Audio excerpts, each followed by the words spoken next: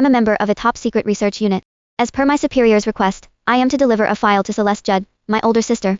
The moment I step into my sister's office, an intern, Ethan Irwin, quickly moves to stand in my way. Are you the new assistant?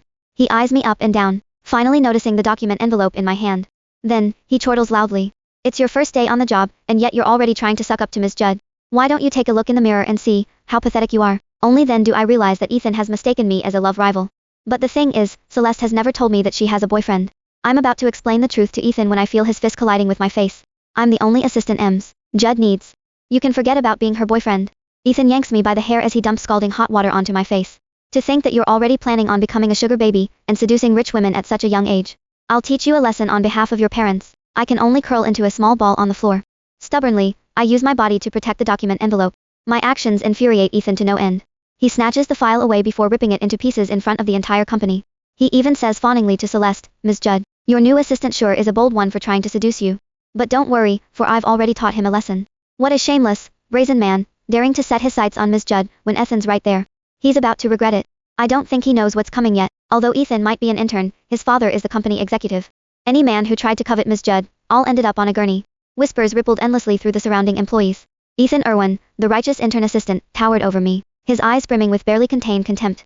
The next second, he grabbed my hair and lifted me off the ground. A searing pain exploded across my scalp, causing my legs to nearly give out. I let out a muffled groan, only to get punched in the face before I could take my next breath. You're a man. Why are you moaning like that?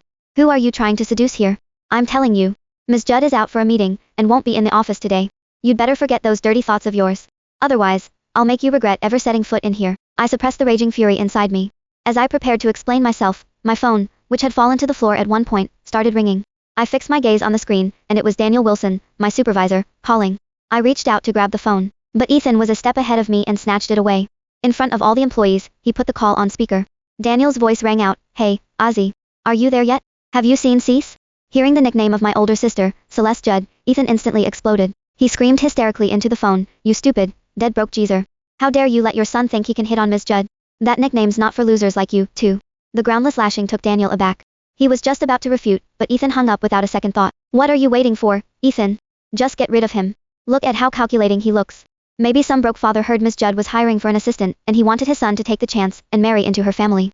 Ethan's lackey stood at the side, hands on his hips as he sized me up and down with unmasked mockery. I gritted my teeth and, ignoring the pain from my scalp, tremblingly explained, I'm not here for the assistant. Before I could finish my sentence, a piping hot drink came splashing all over my face. At that moment, that same searing pain from earlier, only now 10 times worse, bloomed across my entire body. I collapsed to the floor, rolling around and clutching my head. By then, countless blisters of all sizes had formed on my exposed skin.